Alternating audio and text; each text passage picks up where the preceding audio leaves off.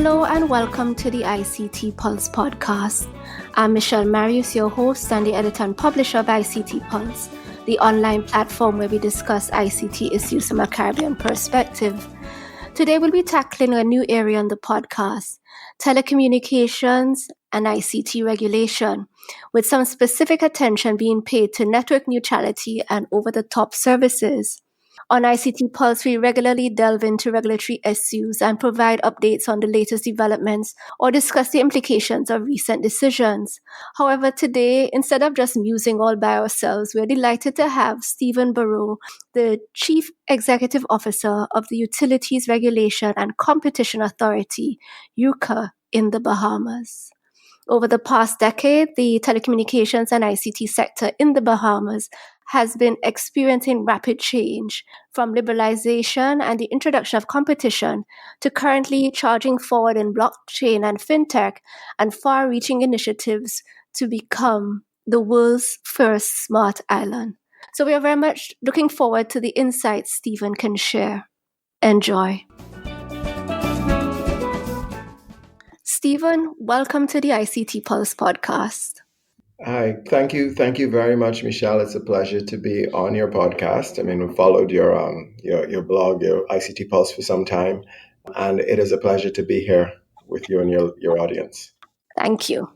So we might as well just jump right in. And as I said in the introduction, we probably want to start just looking at network neutrality and over-the-top services. And earlier last year, URCA began a consultation to establish an official policy position on network neutrality and over-the-top services. Why did URCA feel the need to do so? Okay, thanks for that question, Michelle. The issue of net neutrality, as you know, has attracted a lot of attention, both locally and internationally, largely because of the convergence of the internet and traditional telecommunication services, which produced a huge revolution, technological revolution, and delivered great benefits to customers. But it's also at the same time upset the traditional economic model of telecommunications operators, how they have traditionally delivered services and gotten paid for those services. And a lot of operators, we've had a lot of advocacy by operators in the region, have begun to question or to raise concerns about their ability to recover their investments. Net neutrality is at the heart of the most critical issue, which is how do they address the dwindling revenues from their traditional telecommunication sources in this era where a lot of those services are actually delivered by over-the-top services or over the internet.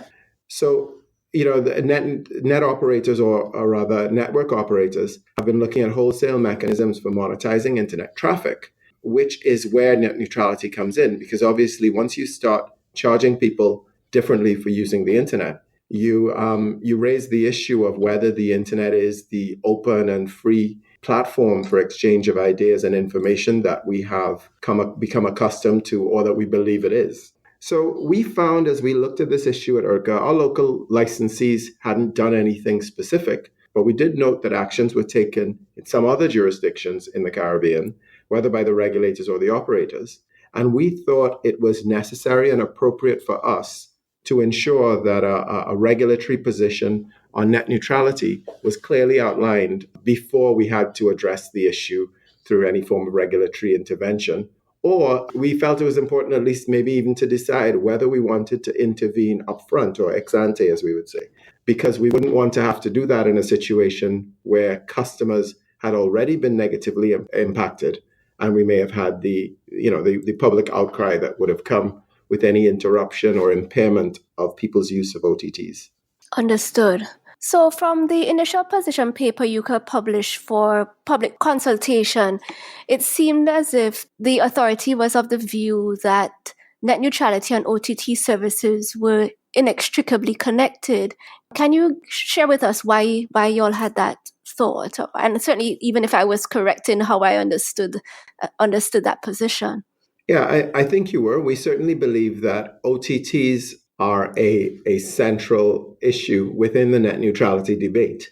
And as I mentioned a bit earlier, the convergence of internet and traditional telecommunication services, we believe, was a trigger or a significant factor in the need for a net neutrality debate in the first place.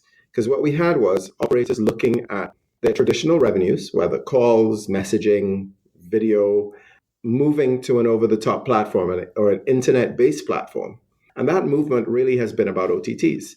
Over-the-top services have taken traditional telecommunication services, our voice calls, our SMS messaging, video in terms of pay TV services, and taken them online. So you have WhatsApp, Skype, Netflix, and you can continue, you can probably name them for days now, all of which have effectively taken those services which network operators had traditionally relied on to get their revenues, and they've taken those and taken them online, leaving the network providers in that position where their only reliable source of revenue really was the broadband connection and the internet connection they were selling their customer. And that connection was never designed really, as far as or the operators would say, to recover the full cost of the network.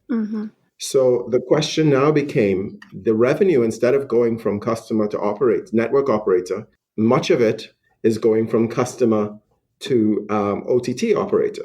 And of course, this has also come with the fact of customers spending less generally, because using OTT operators, you can get all the services you used to get before at a significantly lower cost than you could before. It has changed the whole economic model under which the networks were built.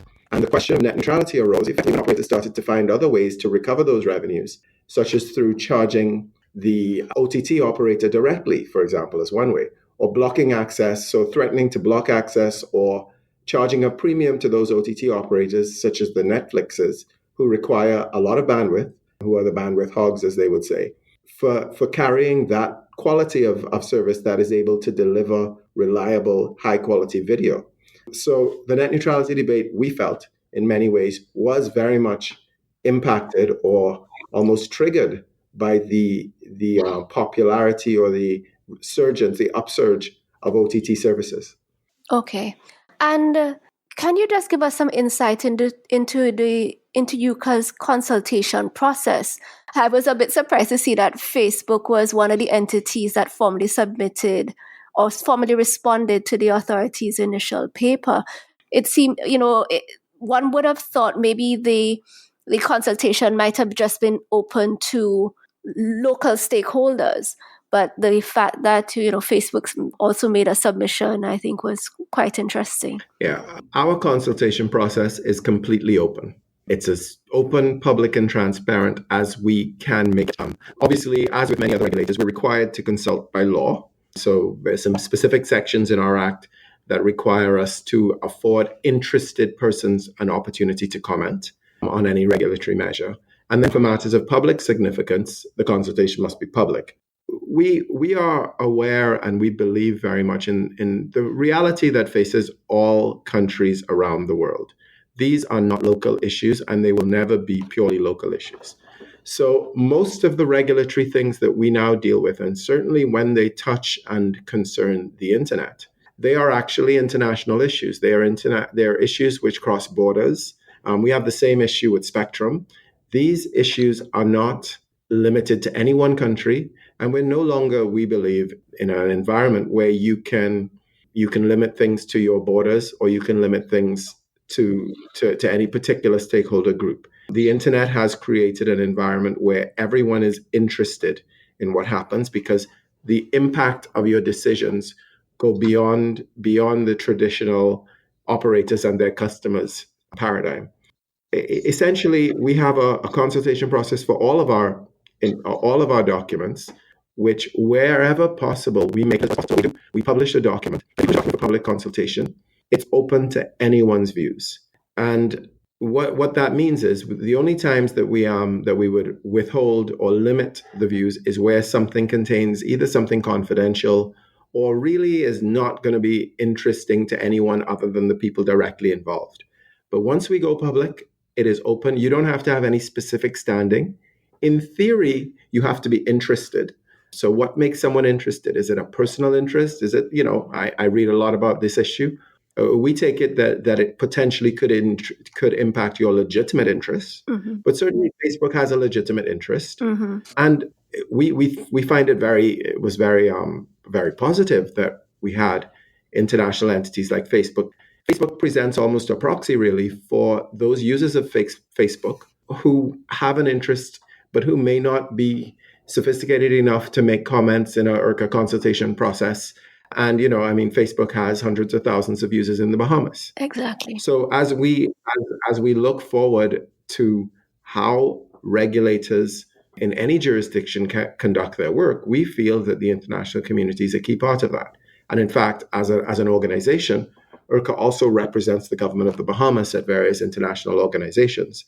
And we increasingly seek to build that work into our regulatory efforts, so that we actively seek and encourage the broadest possible input into everything we do, because we believe it can only improve our work. So our consultation process is open, and when we consult publicly, you could be local, international, you can be an individual or a company, you could be a public entity or a private one. We try to have all of the comments, as many of them as possible, in the same space, so that even, for example, if a government department wants to comment on something we're doing, we prefer to have that comment publicly, so that we can then share our views and responses publicly as well, so that people know in a completely transparent way what and why we've decided.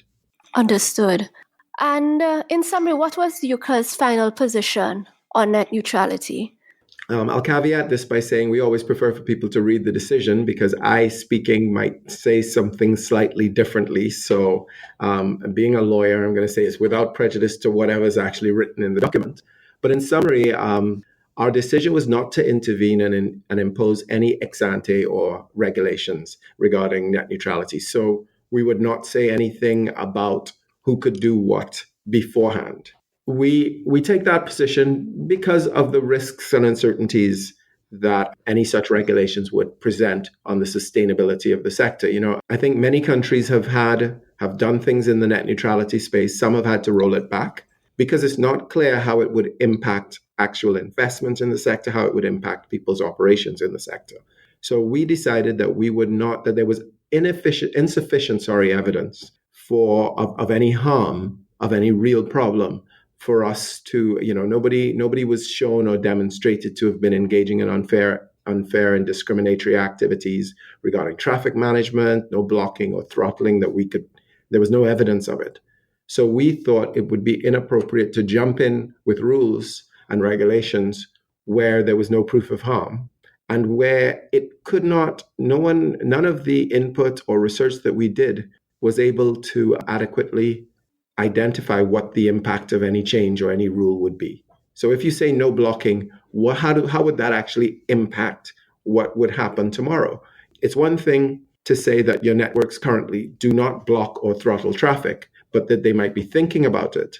But them thinking about it and having the ability to do it if it was appropriate impacts how people treat with the networks. So what people do and what sort of abuses might happen on the networks. So we felt that the current market appeared to be working. And one of the key principles that URCA has is that if the market is working, you don't intervene. So we decided not to intervene. We have no upfront rules. Also, we noted that there were some legitimate arguments presented for why one would want to block or throttle content. So we have illegal content. There's various things that are illegal, child protection related issues, content that might be otherwise harmful to the society. Stopping denial of service or certain types of internet attacks require blocking or throttling of traffic. Prioritizing certain types of communication. So if there's a hurricane coming, we all live in a hurricane belt. Prioritizing emergency and disaster recovery services, for example, even sometimes after the networks have been compromised. So there are many areas. It was shown to us during the consultation process that there were a number of legitimate reasons why a network operator might want to impair or block traffic, and that at this stage, there was no evidence that they were using that ability to block traffic for anything that was not legitimate. So we didn't think there was any need to say upfront what they cannot do. And we also recognize that we have significant ex post regulatory powers. We are very effectively, our mandate and the legislation we operate under is very good in terms of it's written. It gives us the powers to intervene quickly if necessary. So we did not think it was necessary for us to do an ex ante intervention because we felt that in any case where it was demonstrated that someone had done something wrong, we would be able to intervene ex post to stop or to address that practice. Understood. Okay, so let's pivot a bit. So you have been with URCA since around 2010 and currently you are the CEO. How has URCA changed over the years? And even how has the Bahamas telecoms and ICT sectors changed as well? URCA, I've been at URCA for about 10 years, since, 9 years. And we are a new regulator. URCA was formed actually in 2009 out of an existing regulatory body, but there was very little public understanding at that time of the role and mandate. So at that time, although we're the Utilities Regulation and Competition Authority, the organization was responsible only for the telecommunications and broadcasting or electronic communication sector. And there was very little public understanding of what that actually meant. The predecessor organization did a lot less than URCA did, was a lot less independent, and had very different legislation under which it operated. So we, over the first few years, spent our time guiding that sector from limited competition to full competition to a fully competitive market. Most recently, in the last 2 years, we've had liberalized mobile communications only in the last couple of years. And with that, we've done things like we've had a full implementation of mobile number portability, fixed number portability, and the ECS has grown into a very competitive market, and with a good understanding by the public of what we do in that sector. So I think one of the key things as an organization is that we are an established and hopefully respected regulator for the electronic communication sector, and we're able to do that work with our stakeholders, the licensees, understanding clearly what we do, understanding clearly what they should and should not do, and having quite some respect for that mandate. The change internally has been significant. We have had to grow as an organization. We've had to learn what it meant to be an organization. We've had to establish and assert our independence where necessary and develop a good working relationship with our licensees, with the government, where everyone understood what we were about and where the public understood what we were about. More recently, perhaps in the last 2 years, having sort of finished most of our work with mobile regulation and fully having now a fully regulated electronic communication sector, the change we've had to look at has been about addition of a new regulated sector. So as an organization, we've had to adjust to taking on responsibility outside of telecommunications for our electricity sector in the Bahamas as well. And I know, obviously, this is ICT Pulse, so I won't go too much into detail on that. But that certainly has impacted us, not just from a regulatory perspective in terms of the work we do, but also as an organization. And I'll say probably it's impacted me most significantly because as the Chief Executive Officer, my role has changed significantly through the organization's restructuring, where I was previously Director of Policy and Regulation, so my responsibility was firmly and squarely the regulatory function of the organization. My role has changed to being a little more organizational because we have a directive for each regulated sector. So not only do I have to operate across the two sectors as CEO, my role is much more about the organization and how the organization functions in the society, how we got our independence, how we operate as a team internally, how we leverage the economy's escape and scope across our two regulated sectors. So how do we make the most of the resources we have? How do we divide those resources as well? How do we make sure it's fair between the two sectors, who pays for what? And how do we present, as a multi-sector regulator, one face that means the same thing across all of the sectors we regulate, while at the same time being responsive to and understanding the differences between those sectors. So that has been, in many ways, the key area of change.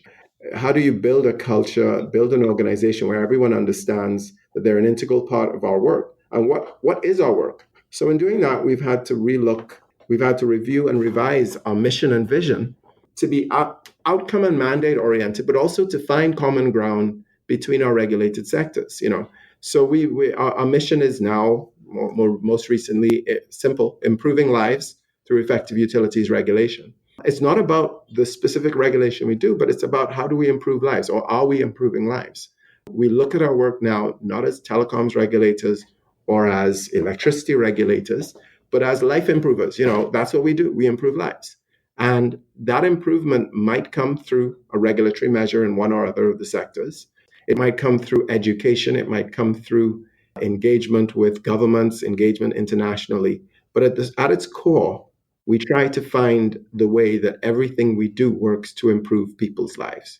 And that shift as an organization shifts a lot of the things that we do and how we do them. It shifts our focus so that we no longer focus on getting regulatory measures finished. We used to be that we counted how many documents we completed every year, and we were happy with that because we completed things. But it's really about what has the impact of our regulation been. And that has led not only to changes in how we work, but also a change in how we measure, or a change we're working on currently, in how we measure how we work. So we no longer look at what we finished. We are looking now at ways to quantify the impact that we have on the sectors we regulate and on lives in the country, so that we measure what has our impact been, as opposed to measuring what did we do. And that shift, both externally and internally, is very significant. It totally changes the way we do everything. Absolutely. And I really appreciate the adjustments or the transformation that URCA has had to make in now having responsibility for electricity, because as much as there might be common principles, it's a completely different sector with its own issues. And it requires a complete rethink of how the organization itself would approach regulation generally, and then delving down into the particular issues of each of the sectors. Absolutely.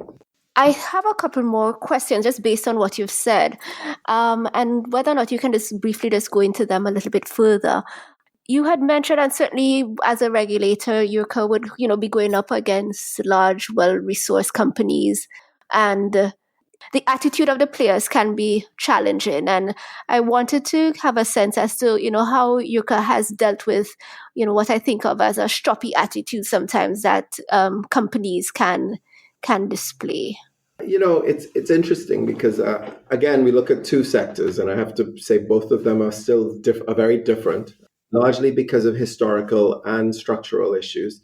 But we know, in terms of where we are with our telecommunications, our ECS, electronic communication sector licensees, I would say, we've had a very good run with them. We are now we've established what I consider to be a very good working relationship with all of our stakeholders in the electronic communication sector. Mm-hmm. And there's a number of reasons for that. One, I'll start by saying the first thing is we have a very strong legislation that underpins URCA and its functions and its mandate. I've done a lot of reading. I've been a regulator here and in Trinidad, and I've done a lot of work across the Caribbean. And I do not think there is a more effectively created and legislated regulator in the Caribbean. So from a perspective of our regulatory powers, what we are able to do and how quickly we are able to do it, and the perception of our licensees about what we could do, they understand very well that we can have a significant impact on their operations. Mm-hmm. And they understand that operation could be positive, that impact could be positive or negative. So, we have in the past, at least with our telecoms licensees, we have levied significant penalties on them where necessary.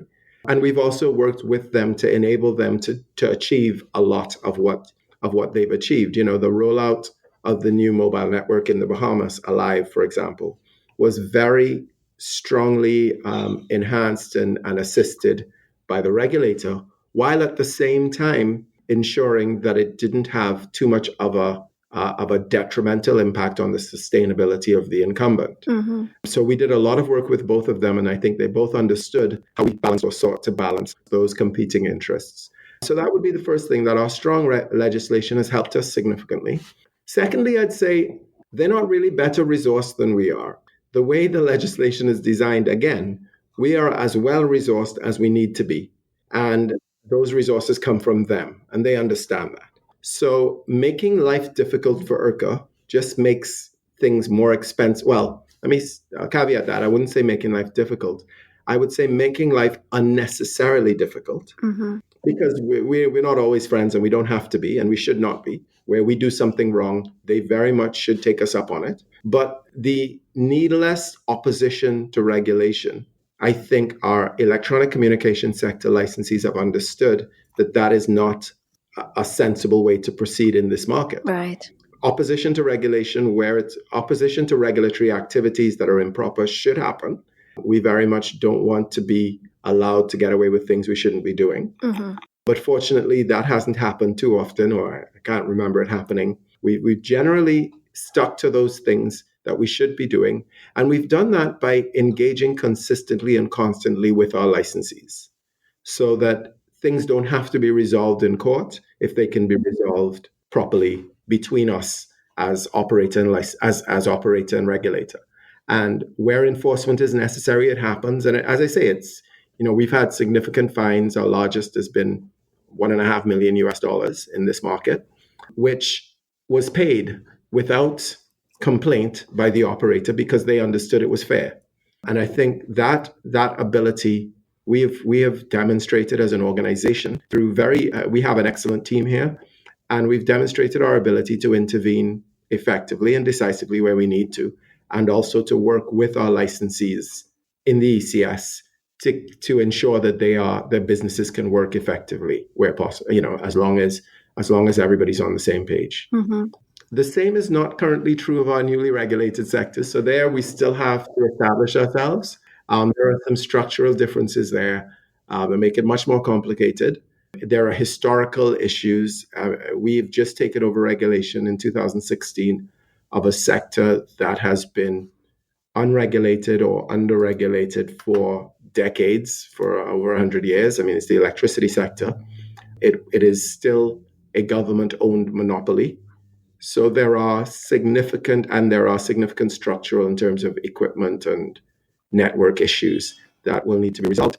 We will have challenges, but we are legally and professionally resourced to do what we have to do. So that's really where it's going to be. And it may take a couple of years for us to all get to a page where we move forward in the way that the ECS has, but we'll get there. Definitely. I think I'm winding down now. So just two more questions. In my introduction, I mentioned about how the Bahamas has the goal of becoming a smart island. How do you think URCA has and will contribute to that goal, and does URCA have any specific responsibilities in that initiative? We will have some specific, some responsibilities which will have to be tailored to it. The Smart Island initiative was really, it came out of, much of it was impacted, or it started through some of the representation which URCA currently does of the Bahamas at the International Telecommunication Union. So the Smart Bahamas project is very much impacted by the relationship we have with the ITU, which URCA is responsible for. The Bahamas, through URCA, is a member of the ITU's governing council. So we do a lot of work with the ITU, and much of that work will, of course, be impacted by or impact the Smart Bahamas project. But more locally, on a more local, specific level, we are a primary advisor to the government on all policy matters that touch on sectors we regulate. So we are very much involved, we are very much involved in the process of creating the ICT strategies that will be used in the Smart Bahamas, Smart Island work, creating a smart, sustainable society in the Bahamas. And we're required by law in some cases to assist with creation of the actual policy for the electronic communication sector itself, which we regulate. So we are doing that, and that policy is actually currently under review. So that's a foundational issue for any smart Bahamas. As I mentioned, we also regulate the electricity sector, which a socioeconomic discussion on smart societies must be underpinned by smart, sustainable development, and your power supply is critical to that and the sustainability of it. So things like renewables, smart grids are critical to the smart Bahamas. So there'll be a number of regulatory measures which URCA will have to be creating and informed by the smart initiatives, which we'll have to do in both of the sectors we currently regulate to make it possible and to make the Smart Bahamas possible. And we look at universal service obligations, quality of service of the networks, development of new technologies. 5G technology is going to be rather a major initiative for any smart society because of the increased data requirements and so on that you will have for some of the things like smart grids, smart cars, and many other things. So in both of the sectors, we expect that we'll have, or we already have, significant things we have to do as a regulator. Now, it's always important when, as an independent regulator, you look at government projects to ensure that you are able to further enhance, assist with, advise on, and be part of these projects to make sure that your sectors don't lag, but also maintaining your own independence so that you're able to intervene where you need to without having been compromised by what you might be involved in. So obviously we'll be looking at that carefully as we go through the Smart Bahamas projects and assist the government in it. But there are a number of things that we will be doing.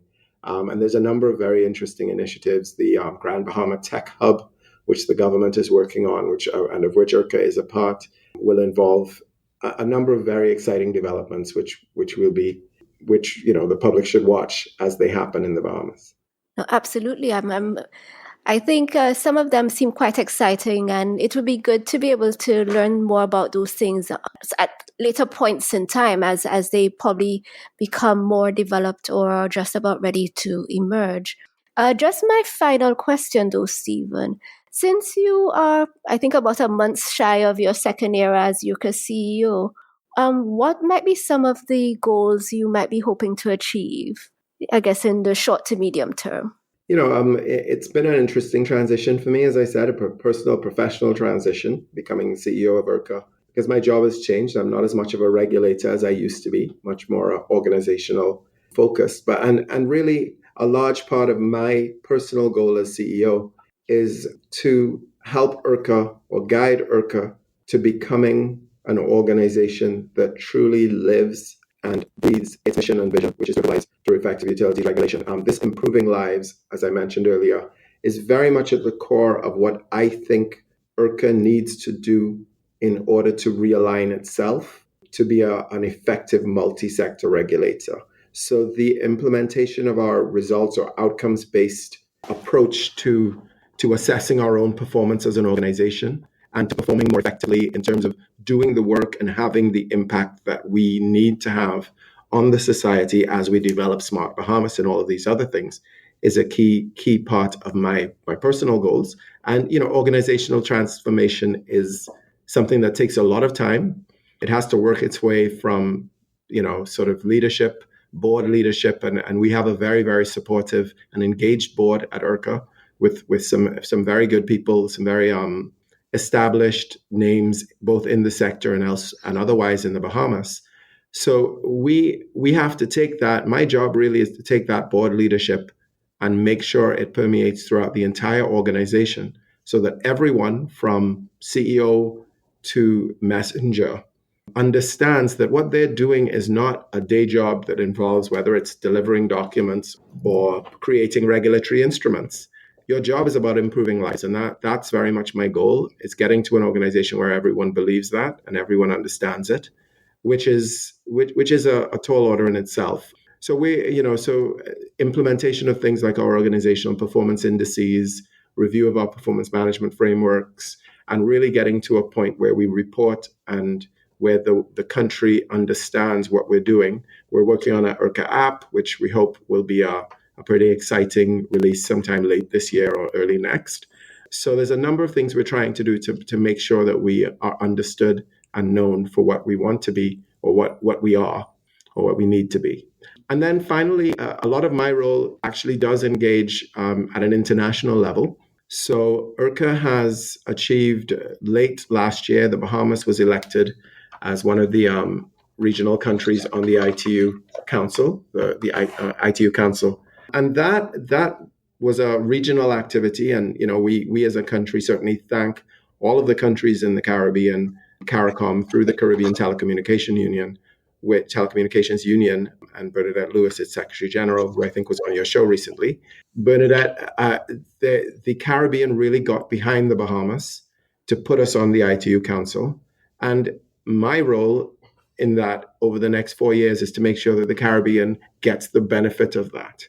We feel that it is critical for the Bahamas to be a representative not only for our own country, but for the region on the ITU's Council, to ensure that the ITU's work in the Caribbean is centered or is focused on those issues that are of importance to us. Excellent. Stephen, just thank you so much for your time this morning. I know that while it's still early in the new year, I think many of us have already hit the ground running. And I really think, though, that URCA has really made some great strides over the last few years. And I am quite pleased that it has been proactive in some of the decisions that it's making, and seems to be very well respected by its stakeholders and across the region. So thank you again. Thank you, Michelle. It's been a pleasure. And, we continue to do what we can. As with any country, resources are always a challenge. But, the region itself is a huge benefit to us and to all regulators that we work together, and shows or platforms like ICT Pulse really help in making sure that we all understand what we're doing, and we can leverage each other's work across the region. That's it for today's episode. Thank you so much for listening to the ICT Pulse podcast. You can find links to some of the things we talked about on our website, ict-pulse.com. If you like this episode, please show your support by leaving us a review on iTunes, as it will help others find the show.